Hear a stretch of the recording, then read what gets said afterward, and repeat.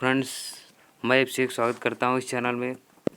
जैसा कि आप लोगों को पता है, इसके पहले मैं आपको 5 लेक्चर दे चुका हूं। वो लेक्चर आप लोग ज़रूर जाकर देख लीजिएगा, क्योंकि ये सारे लेक्चर एक दूसरे से रिलेट हैं। तो आप लोग वो पुराना लेक्चर ज़रूर देखिएगा और आप लोग लाइक, शेयर, सब्सक्राइब और कमेंट तो ज़रूर करिए। कम से कम ये तो पता चले कि आप लोगों को समझ में आ रहा है या नहीं आ रहा है, तो उसी हिसाब से हम वीडियो को बनाएँ।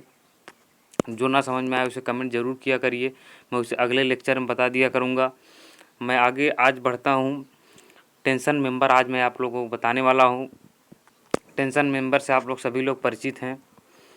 तो ये हमारा चौथा चैप्टर है और हमारा लेक्चर नंबर ये छठवां है। पाँचवा मैंने आपको न्यूमेरिकल बताया है, रिवेट वगैरह का, और ये हमारा छठवां लेक्चर है और चैप्टर नंबर चौथा है। तो यहाँ पर देखिए, मैं बात करता हूँ ग्रॉस डाया का। ग्रॉस डाया जो है आपका टेंशन मेंबर के कुल क्रॉस सेक्शनल एरिया को ग्रॉस डाया कहते हैं। जो टेंशन मेंबर का कुल क्रॉस सेक्शनल एरिया होता है उसे हम ग्रॉस डाया कहते हैं। और हमारा आगे नोट पॉइंट है, जब लोड मेंबर के सेंटर ऑफ ग्रेविटी से होकर जा रहा हो तथा मेंबर वेल्ड द्वारा जोड़ा गया हो, तब स्ट्रेंथ ज्ञात करते समय ग्रॉस डाया ही लेते हैं। वहाँ पे तब उस समय हम ग्रॉस डाया को लेते हैं। ग्रॉस मतलब सकल डायमीटर जो है लेते हैं, या मतलब एरिया लेते हैं, हिंदी में बोला जाता है, लेकिन हम अंग्रेजी में बात करेंगे। ग्रॉस एरिया यानी सकल क्षेत्रफल, इसको हिंदी में बोलते हैं। आपके बुक में मिल जाएगा। और आगे मैं बात करता हूँ नेट एरिया। मेंबर के ग्रॉस एरिया में रिवेट एरिया घटाने के बाद जो एरिया आता है उसे रिवेट एरिया कहते हैं। जैसे मान लीजिए हमने किसी मेंबर को जोड़ा, ये कोई गजेट प्लेट है, हमने इस मेंबर को ऐसे जोड़ा यहाँ पे, और हमने यहाँ पे एक रिवेट लगा दी। तो हमने जो इसका एरिया लिया हुआ था यहाँ से यहाँ तक, इसके पूरे एरिया में से ये जितना दूर ये रिवेट लगा हुआ है, इसका एरिया तो कम हो गया। तो जब हम इस एरिया को घटा देते हैं तो इस एरिया को हम नेट एरिया कहते हैं। आगे मैं नोट पॉइंट की बात करता हूँ।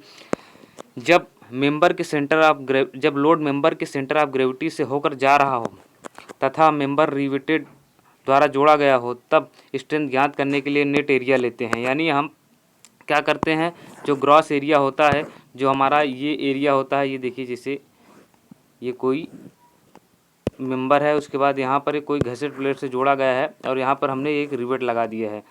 तो जब इसको घटाने के बाद, इस रिवेट के एरिया को घटाने के बाद जो एरिया बचता है, हम उसी एरिया को नेट एरिया कहते हैं।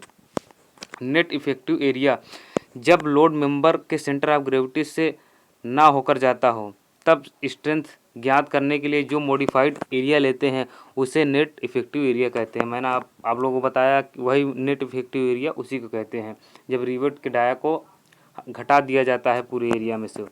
उसके बाद कंडीशन, जब एंगल सेक्शन का लेग गजेट प्लेट की सहायता से जोड़ा गया हो, तब नेट इफेक्टिव एरिया लेते हैं। जब उसे एंगल सेक्शन को लेग घसेट प्लेट की सहायता से जोड़ा गया हो, तब उस नेट इफेक्टिव एरिया लेते हैं। हम आगे बढ़ते हैं और यहाँ पर देखिए उसी के बारे में बात की गई है। ए नेट एरिया बराबर A1 प्लस K A2। ये डेरिवेशन आपके बुक में नहीं है, यहाँ पर डायरेक्ट फार्मूला दिया गया है। उसके बाद फिर ये कोई घसेट प्लेट है।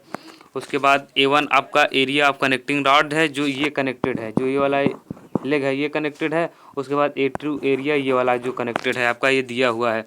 उसके बाद हम आगे देखते हैं, A1 बराबर L1 इंटू इसकी थिकनेस प्लेट की, यानी लंबाई ये वाली ऊपर वाली, उसके बाद प्लेट की जो थिकनेस होगी वो, उसके बाद minus 1/2 into T into T.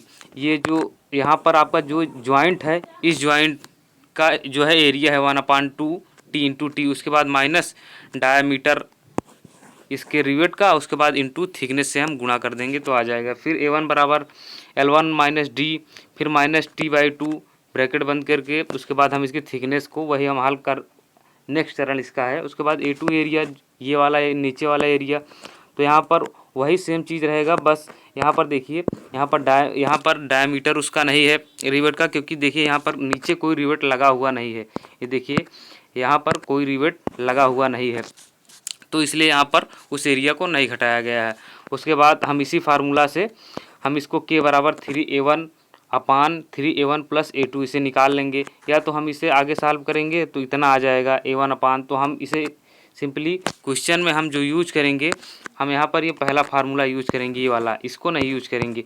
इसे अब याद करेंगे तो कॉम्प्लिकेटेड हो जाएगा, ये सिंपल रहेगा याद करने के लिए। इससे न्यूमेरिकल आपके पूछे जाते हैं, इसका डिज़ाइन जल्दी नहीं पूछता क्योंकि बहुत लंबा होता है और डिज़ाइन इसका जल्दी नहीं पूछेगा। अब आगे मैं बात करता हूँ, नोट पॉइंट है एक, जब एंगल सेक्शन का दोनों लेग घसीट प्लेट के साथ जॉइंट रहता है तब एंगल सेक्शन के सेंटर ऑफ ग्रेविटी से होकर जाता है। इस केस में नेट एरिया लेते हैं, वही चीज़ है जो मैंने आप लोगों को पीछे बताया अभी कुछ देर पहले। उसके बाद कंडीशन बी क्या है, जब दो एंगल सेक्शन को घसीट प्लेट के साथ एक ही तरफ जोड़ा गया हो तथा उनके आउटस्टैंडिंग लेग आपस में टैग्ड हों। तो यहाँ पर देखिए ये दिया हुआ है, यहाँ पे 2 रिवेट लगे हैं, ये देखिए। उसके बाद 2 घसीट प्लेटों को ऐसे जोड़ दिया गया है। तो यहाँ पर देखिए क्या होगा, ये इसका नेट एरिया निकालने के लिए हम क्या करेंगे, वही चीज़ लगाएंगे A1 प्लस के A2। एक बात याद रखिएगा, जो यहाँ पर ये के लिखा हुआ है, के का मान हमेशा 1 से कम होगा। उसके बाद A1 बराबर, तो यहाँ पर देखिए 2 घसीट प्लेट लगा हुआ है, दोनों तरफ जोड़ा गया है, तो यहाँ पर देखिए A1 बराबर 2L1 minus D minus T/2, वही सेम फार्मूला है। ये जब डबल घसीट प्लेट होगा, यहाँ पर देखिए जब 2 एंगल सेक्शन को घसीट प्लेट के साथ, 2 एंगल सेक्शन यहाँ पर है, बल्कि सॉरी यहाँ पर 2 एंगल सेक्शन लगे हुए हैं, तो ये उसका एरिया है। तो A1 बराबर हम उसी तरीके से निकालेंगे जैसे पहले निकाले थे। उसके बाद फिर यहाँ पर केवल यही इतना अंतर है कि यहाँ पर 5A1 हो जाएगा, 5A1/5A1 प्लस A2 हो जाएगा, बस। बाकी सेम फार्मूला उसी तरीके से है जो जैसे कि पिछला मैंने जो अभी कुछ देर पहले बताया है। सेकंड कंडीशन आपकी जो है दी गई है, तो सेम वैसे ही ये भी है। यहाँ पर दिया गया है नेट एरिया निकालने के लिए A1 प्लस के A2, A1 बराबर BF जो है आपका विड्थ ऑफ, ये जो इसकी लंबाई जो है, ये इसकी लंबाई जो है BF, यानी इसकी जो लंबाई दी है विड्थ की लंबाई। उसके बाद माइनस 2D, 2 रिवेट लगे हैं तो दोनों रिवेट का डायमीटर घटा देंगे। उसके बाद इसके फ्लैंज TF, उसके बाद इसके फ्लैंज से हम गुणा कर देंगे तो इसका एरिया आ जाएगा। फिर A2, फिर इसके डायमीटर को इसकी थिकनेस यानी जो है फ्लैंज की थिकनेस में घटा देंगे। उसके बाद इसके वेब के थिकनेस से गुणा कर देंगे तो इसका A2 का एरिया आ जाएगा। फिर वही हम सिंपली फार्मूला 5A1 उसके बाद अपान 5A1 प्लस A2 लगा देंगे। हम इसी फार्मूले का यूज़ करेंगे, इस फार्मूले का यूज़ नहीं करेंगे क्योंकि कॉम्प्लिकेटेड हो जाएगा क्वेश्चन का। मैं आप लोगों को उतना ड्राइव नहीं बता रहा हूँ क्योंकि इसके बारे में ज़्यादा कुछ पूछता नहीं है, डायरेक्ट इससे न्यूमेरिकल पूछ लेता है। अगर पूछता है तो 10 नंबर का सीधे न्यूमेरिकल आता है, और इसके बारे में डिजाइन करने के लिए न कभी दिया है न पूछेगा। इसके बारे में आप लोग जानते रहिए बस। उसके बाद नोट पॉइंट है, जब इनके आउटस्टैंडिंग लेग आपस में टेक ना हो तब दोनों एंगल को अलग अलग मानकर सॉल्व करते हैं। अब आगे बढ़ते हैं। नेक्स्ट पॉइंट हमारा है, एंगल सेक्शन यदि अनइक्वल एंगल में हो तो घसीट प्लेट के साथ लॉन्ग लेग ज्वाइंट करते हैं।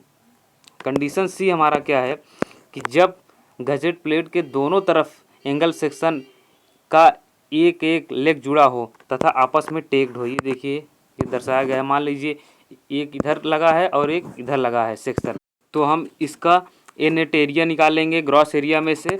इन दोनों रिवेटों जो इसका एंगल सेक्शन लगे हुए हैं, इन दोनों एरिया को माइनस कर देंगे। उसके बाद हम इसका नेट एरिया निकाल लेंगे। फिर हम आगे बढ़ते हैं, यदि इनके लेग को आपस में टेक ना किया गया हो तो इन दोनों एंगल सेक्शन को अलग अलग मानकर हम सॉल्व करते हैं। जैसे हम प्रीवियस में आगे हम बताए हैं आपको, अलग अलग जैसे अलग अलग निकाला जाता है उस तरीके से हम अलग अलग सॉल्व कर लेंगे। उसके बाद मैं बात करता हूँ स्ट्रेंथ ऑफ टेंशन मेंबर की। तो एक जली लोड टेंशन मेंबर के लिए परमिसिबल स्ट्रेस के मान का 0.6 FY लेते हैं। यहाँ पे FY जो है यील्ड स्ट्रेस है जो कि 250 ली जाती है। यहाँ पे देखिए यील्ड स्ट्रेस का मान 250 लिया जाता है। और उसके बाद देखिए स्ट्रेंथ ऑफ टेंशन मेंबर, तो हम एरिया और उसके परमिसिबल स्ट्रेस से गुणा कर देंगे तो हमारा स्ट्रेंथ आ जाएगा टेंशन मेंबर का। अकॉर्डिंग टू क्वेश्चन AG बराबर ग्रॉस एरिया, उसके बाद ए नेट बराबर नेट एरिया, उसके बाद ANE बराबर मतलब नेट इफेक्टिव एरिया जो ऊपर लिखा गया है उसी के बारे में बताया गया है। अब मैं आगे बढ़ता हूँ, डिजाइन ऑफ ये जिगजैग और स्टैगर्ड रिवेटिंग। तो यहाँ पर देखिए एक सेक्शन दर्शाया गया है, ये देखिए जिगजैग रिवेटिंग इसमें कुछ इस तरीके से की गई है। पीडीएफ में आप देख लीजिएगा, यहाँ पर कुछ कम क्लियरली है तो मैं इसे थोड़ा जूम करके देखता हूँ। देखिए ये इसे दिखाया गया है, यही चीज़ यहाँ पर इसे दिखाया गया है। देखिए यहाँ पे 2 रिवेट लगे हैं, उसके बाद एक रिवेट नीचे लगा हुआ है, इसे जोड़ा गया है। क्षेत्रफल जो तनन बल वहन कर रहे हैं उसे नेट एरिया कहेंगे जब अलग अलग स्टैगर्ड पिच होंगे। तो यहाँ देखिए ए नेट एरिया निकालने के लिए क्या करेंगे, हम इसकी चौड़ाई लेंगे और उसके बाद नंबर ऑफ रिवेटों को, यानी जितने रिवेट लगे रहेंगे उनका गुणा कर देंगे। उसके बाद प्लस इनके बीच की जो दूरी है स्टैगर्ड, मतलब एक पिच के बीच की जो दूरी है वो उसे ही हम S1 S2 ऐसे करके कहेंगे। ये अलग अलग पिच के बीच की दूरी है, देखिए जो S1 है S2 है, इनके बीच की जो दूरी है हम उसे ही इसे डिनोट किया गया है यहाँ पे। उसके बाद G1 G2, फिर उसके बाद यहाँ पर देखिए S1 square upon 4G1 plus S2 square upon 4G2। इसी तरीके से जितने भी रहेंगे ये जितने भी इनके बीच की दूरियाँ जो हैं ये हम उनको लेंगे, ये S1 S2 यही है। उसके बाद इसको लेंगे, जितने रहेंगे हम निकालते जाएंगे, उसके बाद इसकी थिकनेस से गुणा कर देंगे तो हमारा नेट एरिया आ जाएगा। फिर उसी तरीके सेम तरीके से हम निकालेंगे। यहाँ पर दिया है यदि S1 S2 S3 आपस में बराबर हों, मान लीजिए अगर कोई रिवेट यहाँ एक लगा है, एक यहाँ एक यहाँ, इनके बीच की जो दूरियाँ हों बराबर हो, कह रहा है अगर बराबर दूरी पर ऐसे रिवेट लगे हों तो ये S1 होगा, ये S2 होगा, ये आपस में बराबर है। इसी प्रकार से यहाँ पर एक सेक्शन दिखाया गया है, जो ये सेक्शन आप देख रहे हैं सेम उसी प्रकार से ये सेक्शन दिखाया गया है। आगे मैं इस प्रॉब्लम को देखता हूँ। देखिए यहाँ पर दिया है B माइनस एन डी, इसी फार्मूले का यूज हम कर रहे हैं, ये जो ऊपर लिखा है ए नेट एरिया निकालने के लिए। तो देखिए हम आगे करते हैं B माइनस एन डी, यानी जितने नंबर ऑफ रिवेट लगे होंगे, उसके बाद फिर plus S square upon 4G plus S square upon 4G, इस फार्मूले पर हम रखेंगे। तो B माइनस 3D, यहाँ पर देखिए 3 रिवेट लगे हैं, एक ये ऊपर थोड़ा है ऊपर, ये देखिए, तो ये देखिए एक रिवेट ये है, एक रिवेट ये है, एक रिवेट ये है, 3 रिवेट लगे हैं। तो मैं यहाँ पर 3 से गुणा कर देंगे।